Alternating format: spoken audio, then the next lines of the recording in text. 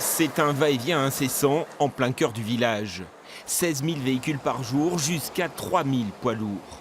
Du transport régional et national. Mais le maire de Ronescure constate de plus en plus de camions étrangers. Et voilà un camion espagnol qui vient au cœur du village. On se demande pourquoi il passe ici. Les habitants se posent la même question, mais pour tous les camions. Leur exaspération est relayée par le collectif Colline d'Action, du nom de cette fillette de 8 ans tuée dans le village par un camion en février dernier.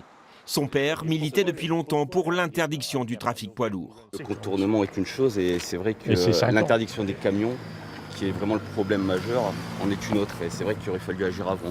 Ma petite fille n'aurait pas été tuée.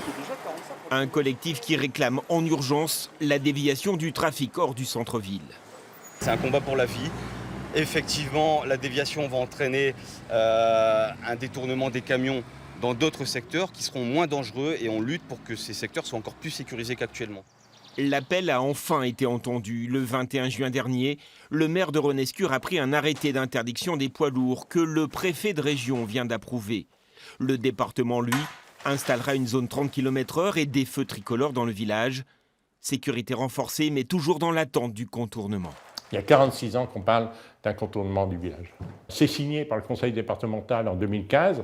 Pourquoi pas faire ce contournement de Ronescure? Pourquoi pas le faire? Pourquoi pas le lancer immédiatement?